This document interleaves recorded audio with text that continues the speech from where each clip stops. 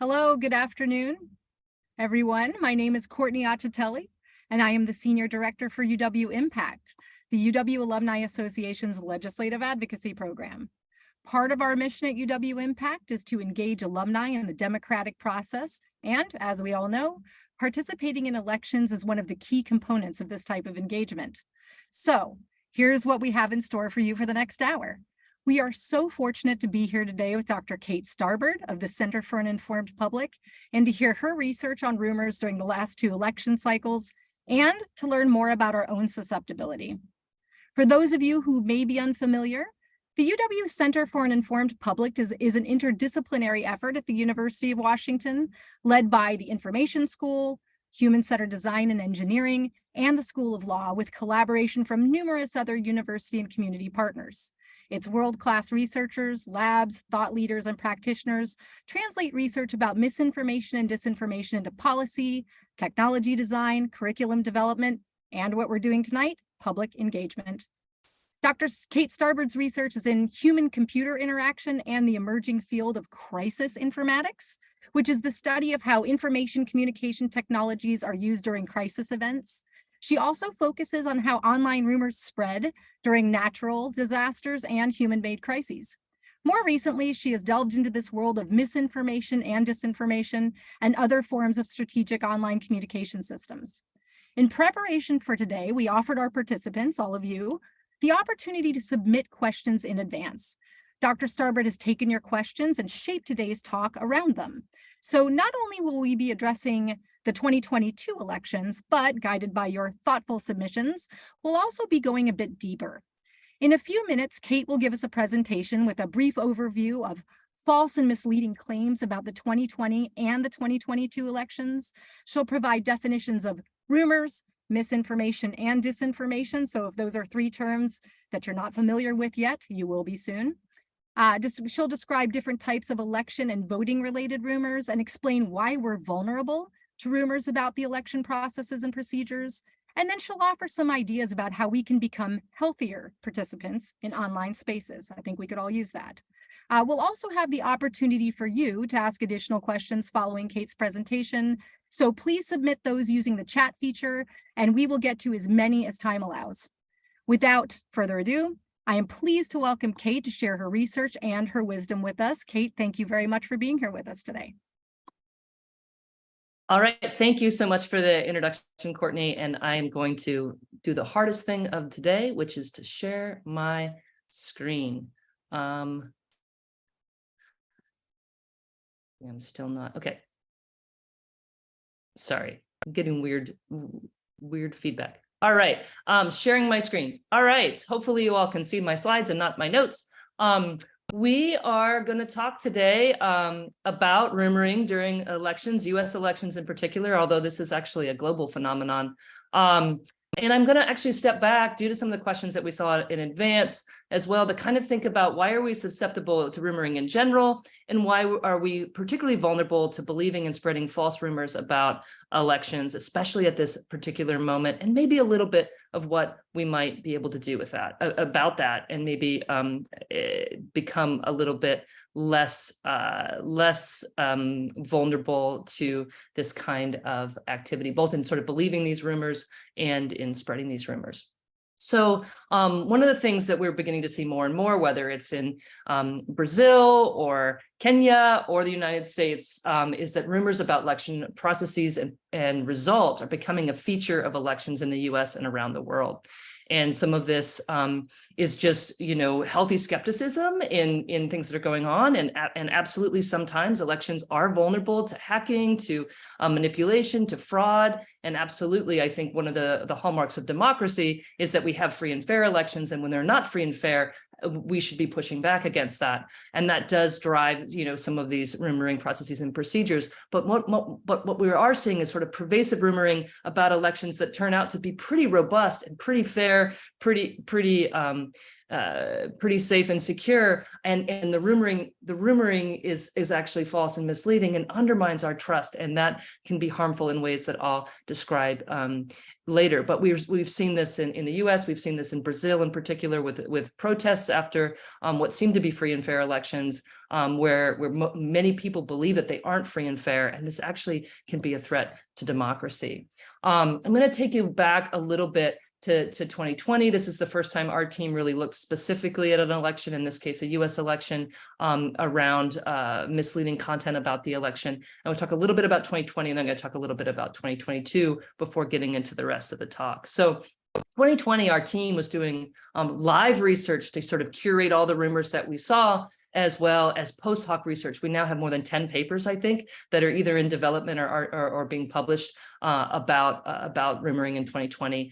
In this case, we were really focused on Twitter. That's going to change because Twitter is making it harder and harder to do our research there. But in 2020, our team identified more than 20 million tweets related to more than 400 distinct false, misleading, or unsubstantiated claims about election materials, election processes, or election results that function to sort of sow doubt in the election.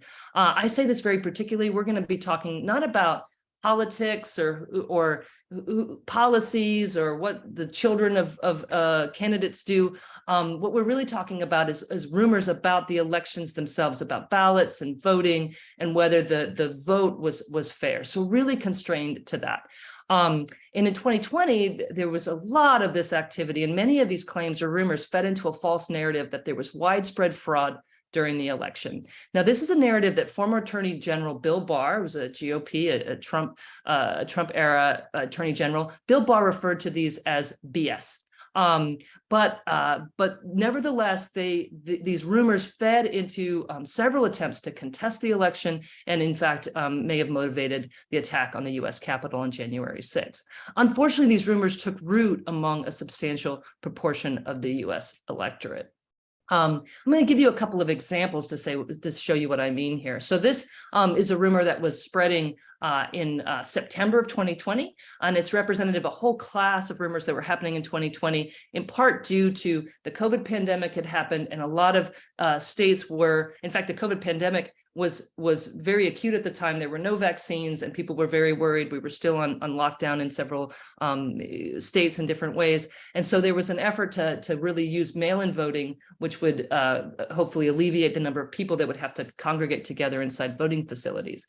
And with that effort, there was a lot of skepticism and a lot of rumors that therefore that would be an opportunity for fraud. And so there was a lot of doubt in the mail-in voting process. And so early in 2020, a lot of the rumors focused on these mail-in voting processes. And this is a case where someone in early September says, my parents who live in California just received my voting ballot. I haven't lived in California for 10 years. This mass mail-in election is going to go great, right? So it's kind of sowing, there's a little sarcasm there, sowing skepticism or doubt in the election processes and procedures. It turns out this person had not received a ballot. They had not been mailed out yet. They weren't mailed out until October in the state of California. What he likely received was registration materials. And it would have been illegal for him to register in California if he didn't live there. And there are systems for election officials to catch that. And so they're actually, this is not evidence of fraud, and there's many systems in place to catch this kind of fraud. And yet this person thinks that it might be representative. And more than that, they think it might be valuable for them to post this on social media to help sort of sow distrust in the process. And so we saw hundreds of social media posts like this, which contributed to a distrust in the mail-in ballot process. And often these posts were amplified by influencers, and they spread widely, and it effectively sowing distrust in the mail-in process, particularly among Republican voters who would then choose not to use mail-in voting at the same proportions as Democrat voters did during the 2020 election. Lest we think that this was, oh yes, some of these claims were actually spread by then President Trump himself. In the lead up to the election, he often put out content on Twitter and other platforms as well, which would suggest that the mail-in voting process couldn't be trusted. And indeed, rumors about the election, specifically about election processes and procedures, were more widespread among supporters of President Trump in 2020, in part because he was encouraging that kind of narrative to spread. And this happened in 2020, and then in 2022, 2022 as well. But these kind of rumors weren't just spread by President Trump and his supporters or people on the right. They also spread on the left, especially before the election. And we can talk about why they might have spread more before the election than after. But when people like the results, they're less likely to spread rumors about them. But prior to the election, there was a lot of uncertainty about how things would go. And we could see people on the left spreading claims. Many of you may be on the left. You may have seen this, concerned that the U.S. Postal Service was purposefully trying to injure the process to make it harder to vote, and that it could be used to sort of suppress the vote among people that would have used mail-in voting. And this was something that we saw over and over again. This is not true. This is actually a claim that these post office boxes have been taken out of service so people couldn't use them. It's really a picture of a facility that refurbishes mail-in, that refurbishes these sort of postal service boxes. But nonetheless, this spread very widely. This is something that we saw over and over again in the lead up to the election as well. So again, these spread both on the right and the left, although they were a little bit more prevalent on the right, especially after the election. So misleading claims sowing doubt in the election led to a large percentage of Republicans to believe the election was stolen from President Trump. It was up to 70%, and by some measures of Republicans after the election believed that the election had been stolen. And many of these claims or rumors fed into this false narrative that there was widespread fraud during the election, and again that Donald Trump had been cheated, or that the election had been rigged against him. And in many cases, like the January 6th committee has come back and said that these false and misleading claims likely motivated the events of January 6th. And so we see a direct tie between rumoring and sort of violent political action that disrupted the peaceful transfer of power in the United States. In 2022, rumors about election process in the midterm election we just had, the rumors about election processes and results continued, but received less engagement online. It wasn't as big of a story. People weren't as engaged in this. So we did the same kind of rapid response work where we were trying to curate things in real time and try to communicate about the rumors we were seeing. And we've found 400 distinct incidents in 2020. In 2022, we actually had a better process. More systematic, more thorough, and we only found 135 incidents. So it was far fewer different claims. This is not comprehensive of all the false claims, but these are all the ones that received significant amount of attention. In 2020, we had 20 million tweets. In 2022, we had 1.5 million tweets. So, substantially smaller activity. And the activity actually moved away from some of the major platforms, away from Twitter and Facebook and other places, and spread to a sort of a long tail of new or alternative technology platforms. TikTok isn't really alternative, but we did see some of the claims over there. But we also saw Telegram, Rumble, Getter, Truth Social, these other platforms that have come up. Some of them serve specific communities, like conservative communities. Others are just are used internationally in different ways. But we did begin to see like more activity dispersed across more different platforms, which makes it a little bit harder to study and harder to track some of these things. So we did see sort of lots of different platforms being used, but the overall volume just wasn't quite the same. And we also found that influencers, including influencers on the political right, but also influencers on the political left, they were somewhat less likely to spread false and unsubstantiated claims about the election processes and procedures in 2022. We don't know if that was just because it was a midterm election, or maybe their attention was focused elsewhere, or maybe they were just a little less likely to believe some of these things, or believe that it would be valuable for them to spread some of these claims. Where we did see a substantial amount of rumoring was about the Maricopa County, Arizona. And so there's a real interesting reason why we have a whole framework for why rumors might go viral. But Maricopa County has a couple of features that make it really volatile right now for election rumoring. One is it's a huge county in a swing state, where if something goes wrong in that county, it can actually sway results that have an impact on a national scale, whether at the presidential level or even in like Congress. And in 2020, there were issues with voting that people, and a lot of conspiracy theories and rumors. In 2022, people already were suspicious of the process. The election officials there were already under attack, and there was a lot of doubt and skepticism. And so they ended up having real issues with voting on election day, where the printed ballots, the on-demand printed ballots weren't printing in the right way, and the tabulators couldn't read them. And so that people that went to vote that day were having problems voting. And so these issues were exacerbated by existing distrust in the process, and this contributed to widespread rumoring. And so if we look at almost probably 30% of what we looked at on election day in terms of rumoring about the 2022 election was around Maricopa County, Arizona. Within an hour of the polls opening there, this time is in UTC, but the polls basically open at 1300 hours. And within an hour, we start to see reports, and this is a graph of tweets, and each tweet is sized by the audience size. And so these are sort of, you can kind of get a sense of different, of how far things are spreading. That's on the y-axis, and time is on the x-axis. And these individual tweets and audiences are mapped in shapes on this graph. But what it really shows is, like, within about an hour, of the polls opening, there are reports of voting issues in Maricopa County. And these were rumors that turned out to be true, like that things were broken and they weren't working. And then there became false claims that the reasons that things weren't working was due to fraud, right? So there was a combination of true rumors and false rumors. And, within about an hour, things begin to pick up. Within about 2 hours, we're seeing 50,000 tweets, and this is probably only a sample of the content that's going on. So we probably have got hundreds of thousands of social media posts within about 2 hours are focused in on Maricopa County. These issues are going viral, and there's a lot of conservative activists who are collecting and amplifying these claims. And their audiences are interpreting this already as sort of indicative of fraud, and this ends up motivating one of the candidates in Arizona, Carrie Lake, to continue to contest the election there. And so this becomes a big story.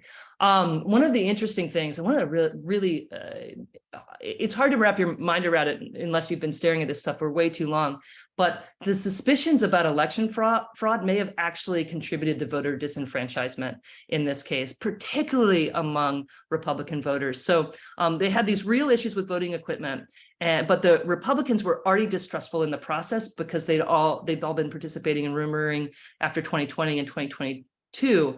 And so many of them didn't want to follow the recommendations for the remedy.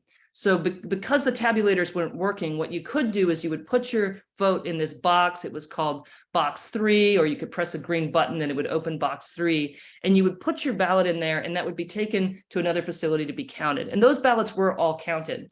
But many Republicans were suspicious that their ballots wouldn't be counted because, they were suspicious about the 2020 election as well.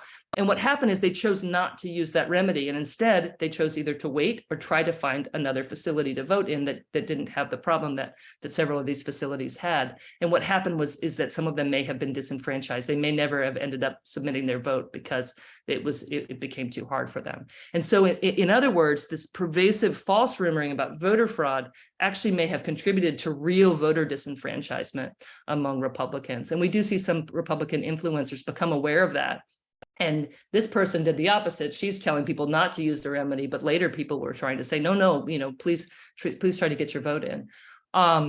And so, so kind of lessons learned here on 2020 and 2022 is that rumoring about election processes and procedures is a feature of elections, and it might continue to be a feature for some time. So it's something that I think that we really do kind of want to home in on and kind of think about what we can do to address it. So in the talk outline, I've already sort of given you this brief overview of the false and misleading claims about 2020 and 2022. And I want to provide some definitions of rumors, misinformation, and disinformation next. Then we'll talk a little bit about different types of election and voting related rumors a little bit more generally. I want to explain why we're vulnerable to rumors about election processes and procedures. And then I want to offer at the end some ideas about how we can become healthier participants in online spaces and avoid spreading harmful rumors.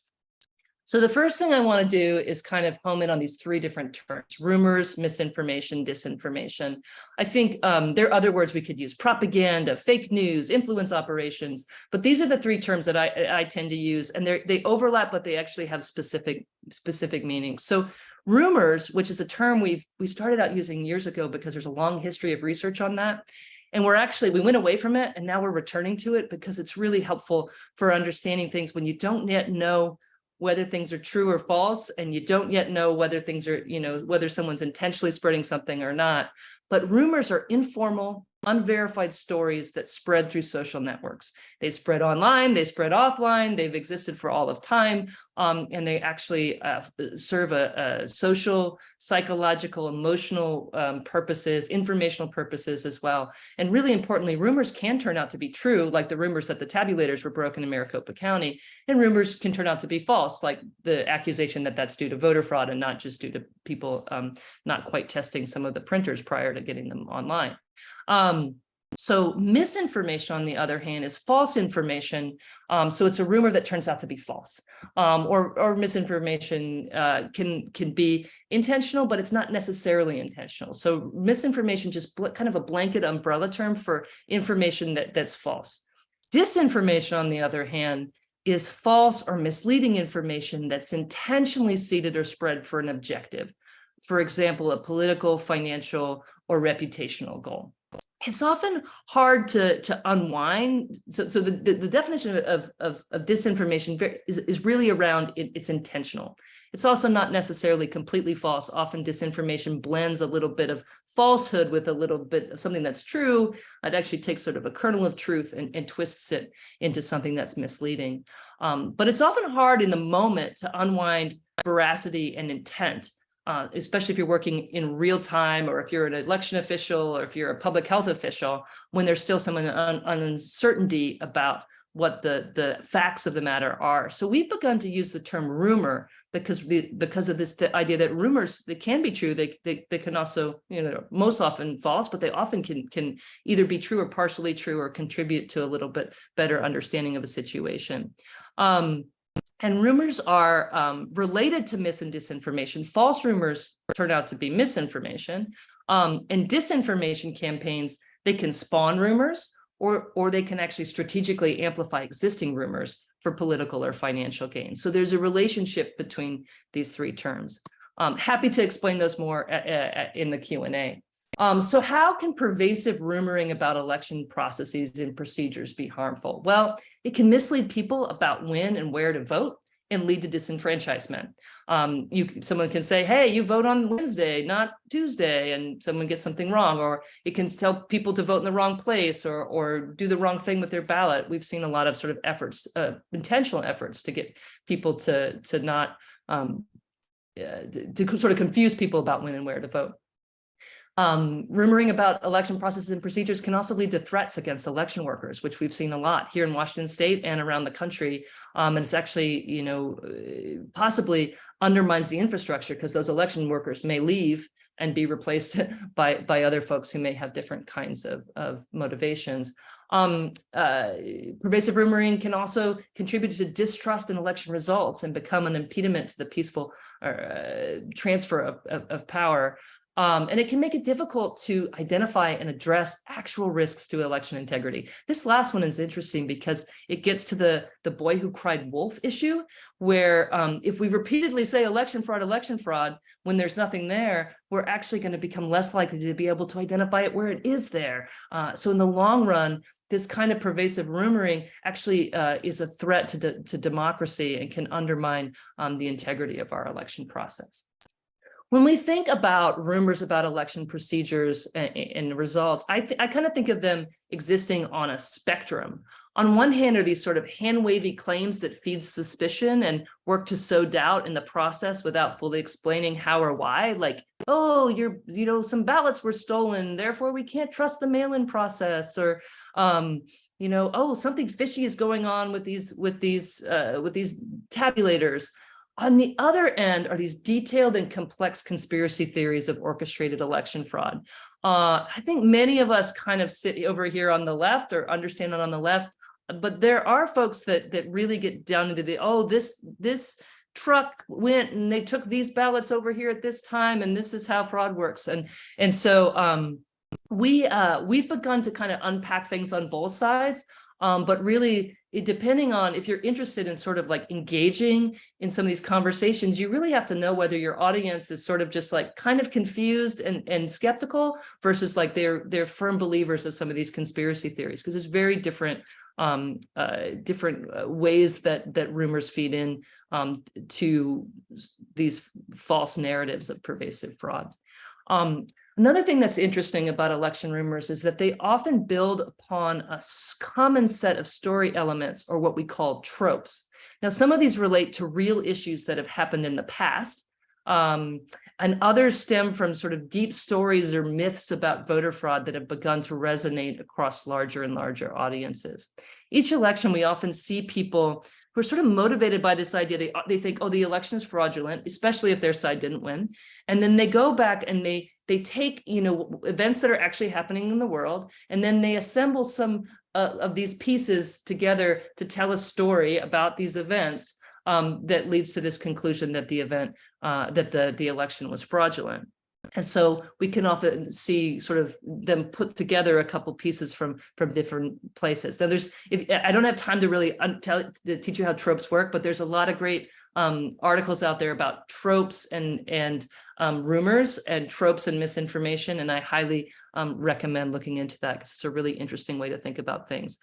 We're still working to map out all the tropes about election fraud, but we've made some progress into kind of thinking about these broader categories of tropes, and almost all the election fraud rumors we identified from 2020 and 2022 fit into one of these categories. For instance, like this manufactured crisis. Well, someone might say, COVID is a manufactured crisis to create the conditions through which fraud will happen.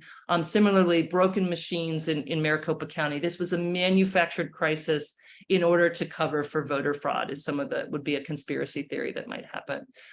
There's ones about oversight obstruction, where there's accusations that observers have been kicked out so the fraud can happen and no one will see it.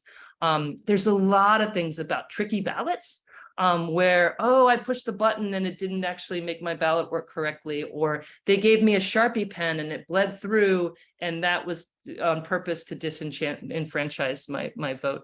And then there's like, where's the one? Mysterious late ballots. Those from Washington, those of us have been around Washington State for a while, know that story well, and we can call up the 2004 election if we want to relive some of that. So I'm not going to unpack all of that, but we are trying to get to to sort of an idea of like, here's the range of different kinds of claims that might happen. So there's different kinds of claims, different kinds of misleading rumors. And this is another way that we've begun to look at things and classify them. Some are false claims based on false or misinterpreted evidence. And I want to highlight misinterpreted, because so many times when we see these rumors, there's not someone intentionally putting them out there, especially the initial person who put the rumor out into the world. They're just misinterpreting evidence. Now, some is like absolutely fabricated or intentionally manipulated content. We have a few cases of that, but to be honest, I had a few hours over the weekend trying to put these together, and I couldn't really find a case. The ones that we find more of are photos or other evidence that are taken out of context. So here's a tweet that was spreading. It actually spread like 50,000 tweets and retweets and moved over to Facebook in 2020 in late September, where this reporter from a partisan media outlet said that they found thousands of ballots, that thousands of ballots had been found, not they had, the reader had found thousands of ballots in a dumpster in California, except these are not ballots, they're ballot envelopes. They're also not from 2020, they were from 2018, and they were being, there's a law that says you have to recycle and throw away the ballots from 2018, 22 months after the election, and so they were being thrown away. So the next set of election ballots could be mailed out, and so this evidence of fraud had nothing to do with fraud. It wasn't evidence. It was just postal workers, not postal workers, election workers doing the right thing. But it was taken out of context and used to kind of feed this idea that you couldn't trust the election. So this is really common. Our videos from Russia of people stuffing ballots are then used to say, oh, look, people are stuffing ballots in the US election, and it's not true. So we've had cases like that as well. Another one is sort of misinterpretations of events or evidence sort of glitches or statistics. And here's one where someone voted in Arizona and they were given Sharpies and they were complaining about it, but the election workers said that that was what they had to use them, and they were worried about whether or not their ballots had been counted. And as we call this, there's actually a whole narrative about Sharpiegate that happened in 2020 around this. And this was really, when we look at it, there were real people that went to the polls and they were concerned that their ballots had or their marks had bled through, and they were concerned that their votes weren't going to count. And this is completely reasonable. And we see that kind of spawning a lot of rumors. With this same Sharpie rumor, later, the next day, a lot of these folks went online to see the status of their ballot. They say, "Oh, I voted in person. My vote bled through, and the Sharpie bled through, and I want to see if it counted." They went to this online form, and the online form told them their ballot had been canceled. And so they were just super upset. And this, caused days of a lot of consternation that they'd been cheated. The only problem is, if you look a little bit more closely, it wasn't that their in-person ballot had been canceled, but when they voted in person, their mail-in ballot had been canceled. And so in fact, their vote had probably counted. This form that they went to wasn't telling them anything about their in-person vote. But they misinterpreted that, and that became part of a false rumor. Another way that that misleading claims happen are actually based on true or valid evidence. We see a lot of cases where something real has happened in the world, like the tabulators are broken and they're not working, but the rumor either exaggerates the impact of these real issues to say, like a small issue was actually a large one and impacted a vote, or they can falsely attribute the cause of a real issue to fraud. So something actually went wrong. We have this happen a lot. Turns out that people steal mail sometimes, and mail, when mail gets stolen, we sometimes hear about it on the news, and it's 3 or 4 ballots, and people can say, "Oh, that makes me nervous." Well, usually it's only a few ballots. It's not going to make a big difference. And often, almost always, the people that had those ballots, they're usually stolen before they get to them, and they realize they didn't get their ballot, and they can get another one. And so it's actually easily remedied and doesn't have a big impact on elections. But if you have 19 articles talking about mail getting stolen and ballots being involved in that mail, it can create a false perception that this is going to have an impact on the election. Similarly, there's this case in Colorado where they incorrectly and accidentally sent out voter registration notices to non-citizens. Well, this didn't have an impact on the election because they couldn't actually register to vote. It would have been illegal. It would have been caught. And they actually, it wasn't, as far as anyone can tell, it's an accident, right? So, but this was taken out of context. They exaggerated this to suggest that it would have impacted the election, and they falsely attributed this to, or they suggested that it wasn't an accident after all, folks that wanted to sow doubt in the election. So we can kind of see that being representative. And again, some of these examples are from people on the right, but this happens on the left too. We saw several of these where there was some kind of threat to a voting facility that actually didn't have anything to do with that facility, like a threat to a school that closed down the school and the voting facility that happened next to it. There was about 3 of these, I think, in 2022. And there became a narrative that this was on purpose, and this was trying to disenfranchise Democratic voters, that there were bomb threats trying to disenfranchise Democratic voters, and the threats had nothing to do with the voting, as far as anyone could tell. So again, they're falsely attributing the cause of real events in the world, and making it seem like they're designed to have impact on the election. So a lot of what we see can be classified into those different kinds of rumors. I'm going to summarize here and then get to the last 2 pieces of the talk. This is one thing I really want to talk about, having stared at this data for years now and really looked at what's happening and how people get caught up in these rumors. Most people who spread rumors about election processes and procedures believed those rumors to be true or possibly true.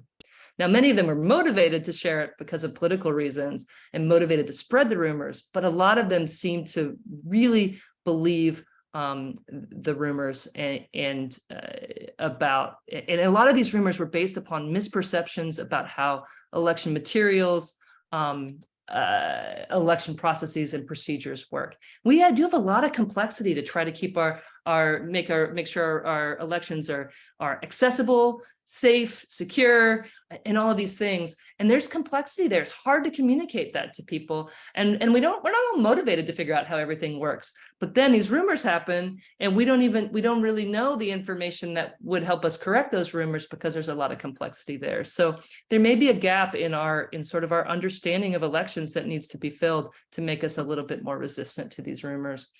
Some people exploited these rumors for political gain through strategically amplifying rumors by intentionally sowing distrust that led to these misinterpretations. So though most rumors that we saw are sort of emergent by people that really believe them, there were people that were intentionally amplifying these rumors for their own gain. So I want to step back and just talk a little bit about why we're vulnerable to false rumors about election processes and results. And just a couple of reasons here, and probably go a little bit too quick through this, but one of them is confirmation bias. We tend to believe rumors that align with our political beliefs and our goals. And after election, we don't like to lose. I used to be an athlete. As an athlete, you don't do this, but I know your parents do, is they blame the referees.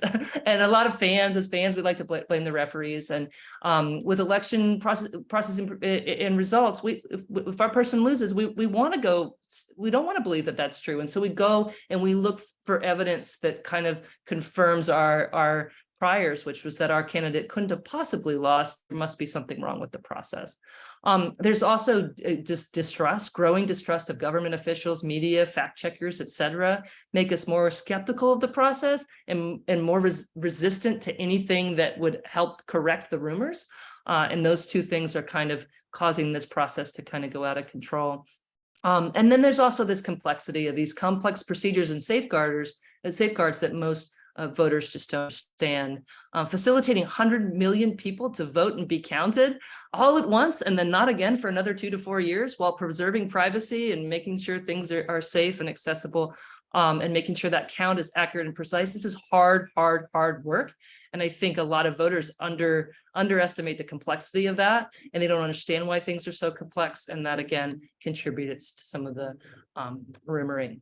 So individually, like, why are we likely to share, not just believe them, why are we like to share rumors about election processes and results? And we now have access to this online, but what are some of our motivations? A lot of times when we see rumors, whether it's in the election context or somewhere else, it's altruism.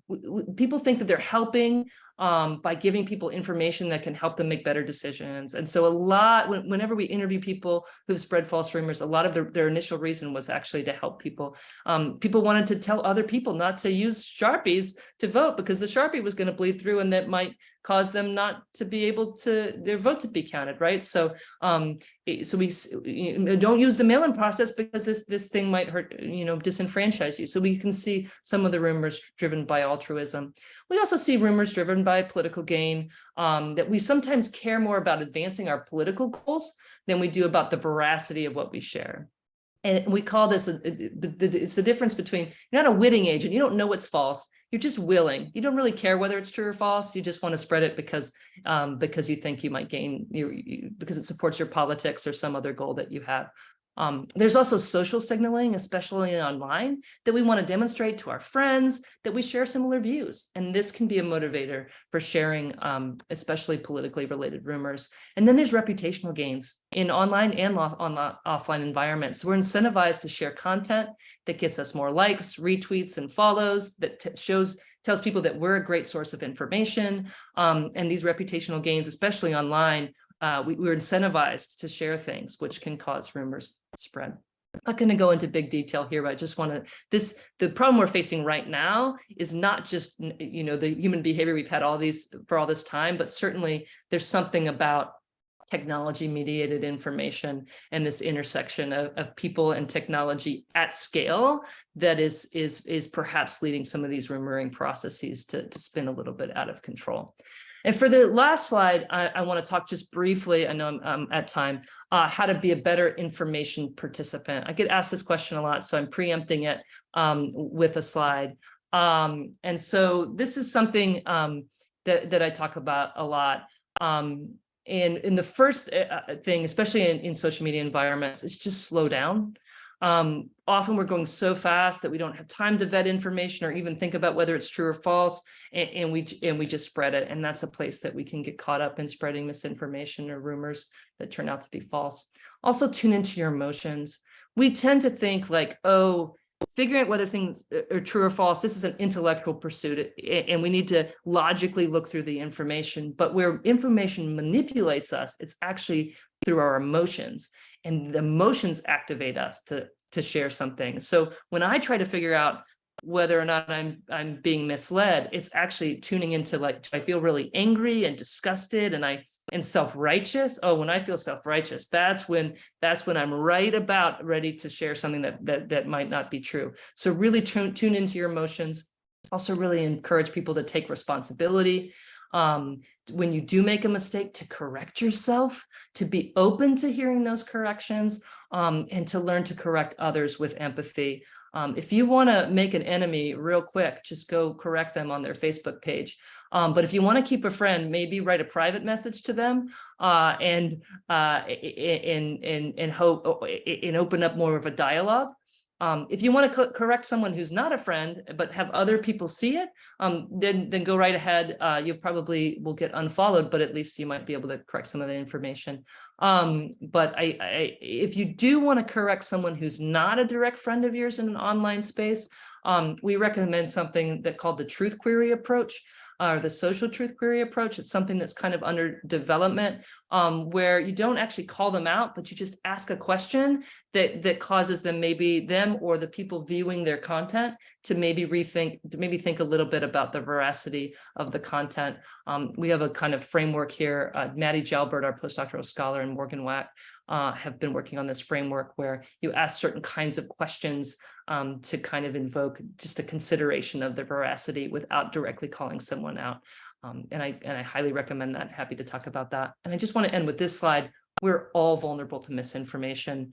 Every single one of us. We may think of it as a problem from the other side or from people that are younger than us or older than us, but really it's something that we all need to tune into. And with that, I want to thank you for your time. I want to thank all these collaborators, students, postdocs, and everyone else, as well as funders of our research. And then I'm going to push escape and come back for some Q&A. Thank you so much. And actually, I know you just pushed escape, but I was hoping we might see, again, that second to last slide about the inquiry, or maybe you might know it by heart, but asking yourself or asking the person who might be spreading what we might consider to be misinformation or disinformation, where did you find this information? And, this inquiry-based way of making people maybe stop and think for a minute. One of the common questions that we received during your talk was, how can I help? And I think just putting this up for a minute might be a pretty powerful way for people to see how they can help without seeming too pedantic, maybe, or, overbearing. This is a good way to help. And is there evidence for this approach, the social truth query? Do we think that this actually helps? So Maddie and Morgan have been running experiments on this in the lab, and then one in the context of a Kenyan election that recently happened. There is support that it's helpful. It's not a magic bullet. It's not gonna. It doesn't completely change people's opinions, but it does seem to help. It's on top of another finding from Vraga and Bodhi, who found that when you're correcting something in social media, you're not actually correcting the person who shared it.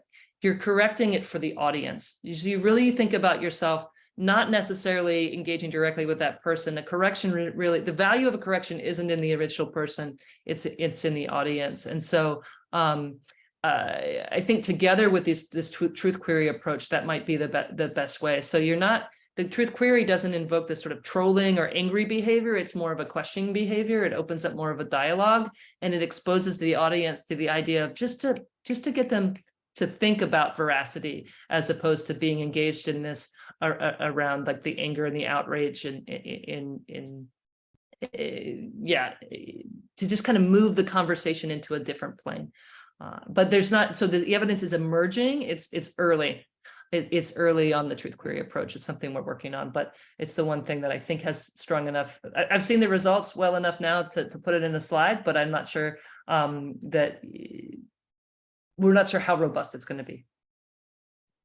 At least it gives us some idea of something to do. I think folks have been feeling helpless in the face of what are, giant machines out there. That trajectory that you showed us of the slide, where once something hits the rumor mill, it just has this upward trajectory that is so fast within an hour.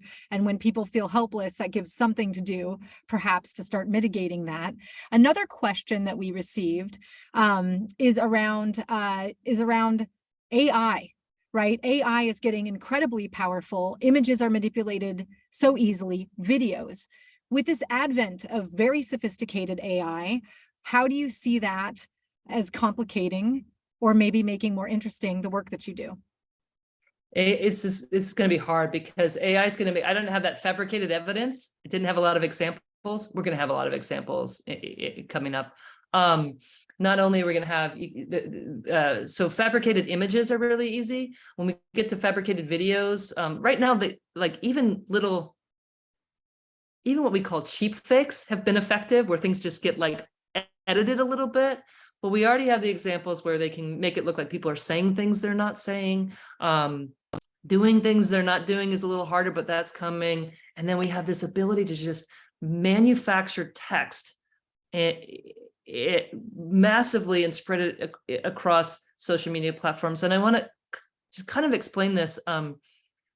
We often work by triangulating. And one of the things I do as an information consumer is I might say, oh, I read that in sort of like on CNN. Well, let me go see what the Wall Street Journal says. And let me go see what, some of these other things say, different parts of the political spectrum or whatever. And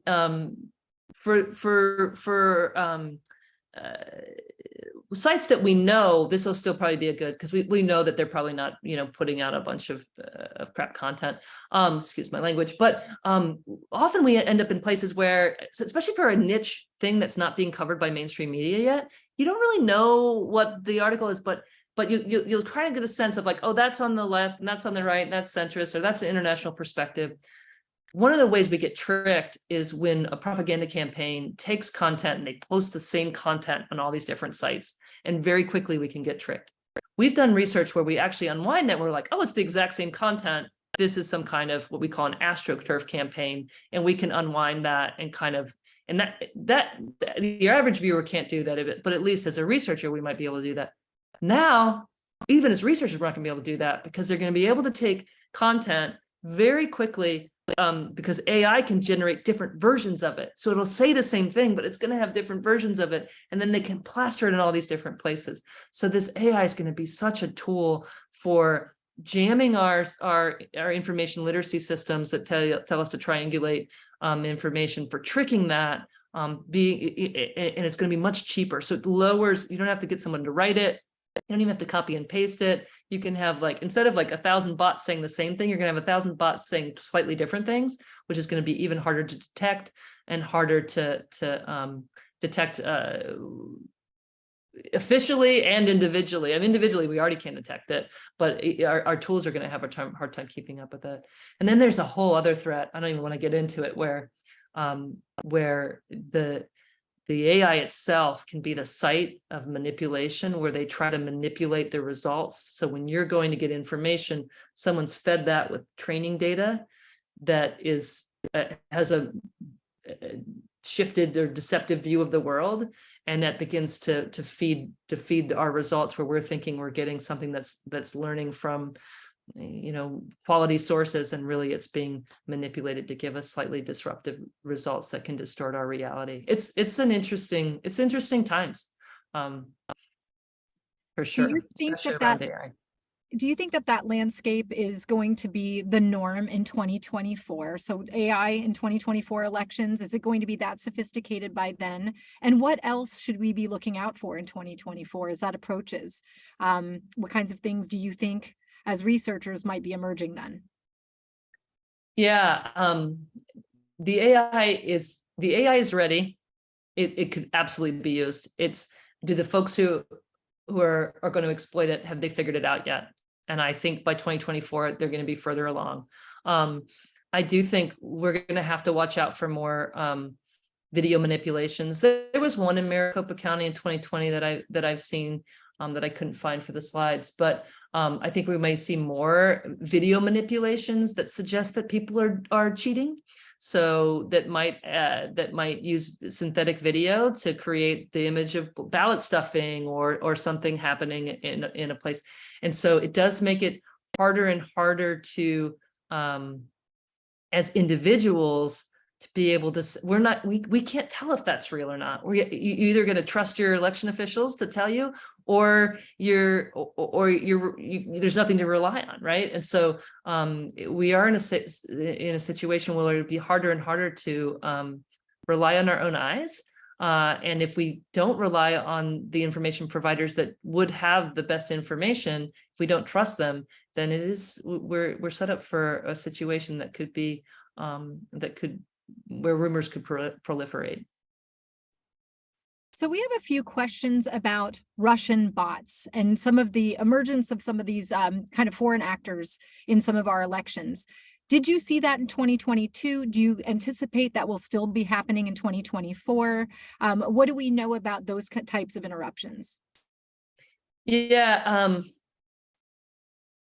one of the things we worried about going into 2022 was sort of a hybrid attack where there is a hack by a foreign operative, and then they do an information campaign. And so what that means is they actually infiltrate a system, but they don't even need to change anything. They just need to get inside, and then they layer it with an information attack to say these systems have been hacked. We can't trust the results. We did not see that in 2022. We may indeed see it in 2024. I think we're due to the skepticism, the information dynamics, we would be very vulnerable to foreign sort of foreign narratives that might spread around information election integrity. In 2020, the foreign piece wasn't a big part of it. Most of what we saw was domestic. In 2022, around election processes and procedures, around other things, foreign actors were there, but around election processes and procedures in 2020 and 2022, the domestic signal was a lot bigger than foreign kind of influence operations there. But I wouldn't say we should take that to mean anything predictive about 2024. I think it'll be really important for us as a society to be aware, individually to be aware, election officials need to be aware, and certainly our government, where it has ability to sort of interrupt foreign influence operations, should be aware. How has the turmoil at Twitter affected your job as researchers? Profoundly. Our operations in 2020 and 2022 for like trying to track rumors were all focused on Twitter. It wasn't perfect, but it always had this like really fast signal of caught most of what was going on, because so many things that might be happening elsewhere eventually gets shared on Twitter. And it was the sort of all the journalists were there. It was just such a core place to be. We also had the ability to collect data at scale, and it was cheap and in some cases free, just to like pull down. We could pull down every tweet about ballots. We could just pull it down. Those days are absolutely gone. Our ability to access the Twitter data has been changed in such a way that it would cost like $50,000 a month for us to collect at the rate we were collecting before, or close to it, according to the announcement that went out this week. So we won't be able to do that. And as that's happened, people have also moved away from that platform. They're in other places. And so as a researcher, what's happening at Twitter is very disruptive. But I think this is true for communicators. They understand this is disrupting. Like, should they still be there or not, considering that platform is changing, the moderation is gone, and some of the sort of hate speech is on the rise. So I mean, it's been very disruptive, and good reminder that when we have something that was serving as the critical infrastructure, not just for elections, but also for crisis response and other kinds of things, critical infrastructure that was owned by a company that can be sold to an individual who can dismantle it. And so much of our information systems have become so reliant on it. And it's a good lesson. One we probably will keep learning the hard way, but is a little bit concerning. Yeah, for sure. Thank you. That's very complicated. Question that we have here, we probably have time for maybe one more.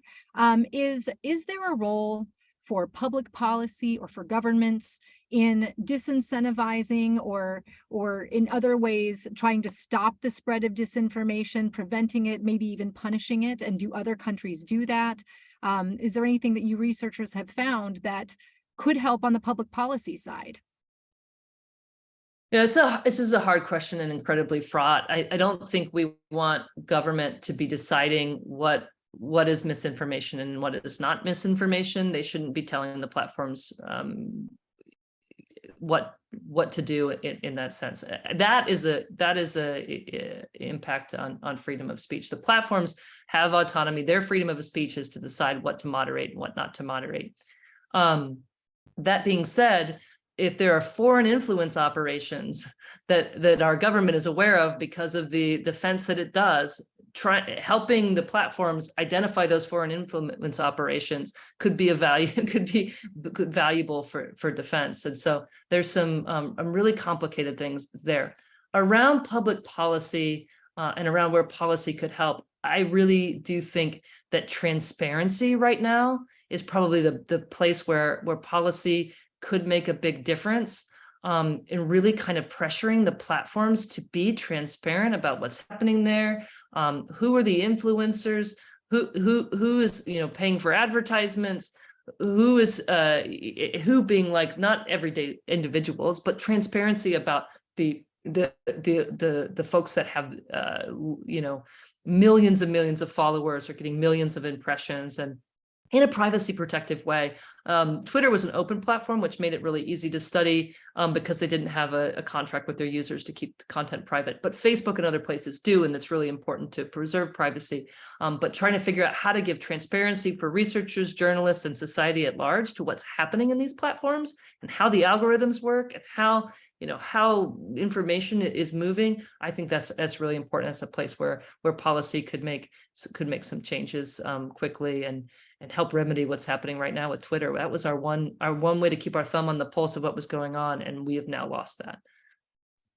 This has been incredibly enlightening. Thank you very much for your time this evening. I think that is it for our questions, but there are many more. And I will say that we have on April 25th, Tuesday, April 25th, we will be presenting Mini Misinfo Day with the Center for an Informed Public, where we're going to invite you back to talk more about misinformation, disinformation, and rumors, not just as they relate to elections, but writ large, right? And how we can spot it and how we can start to identify and combat it. So we hope you will join us. That's Mini Misinfo Day, April 25th. You can find out more about that at uwalum.com. Another huge thanks to Kate Starbird. Thank you very much for being here. We very much have enjoyed this and have learned a ton. So thank you. And we will look forward to seeing our friends from Center for an Informed Public in April. Thanks for having me on. Thanks for coming.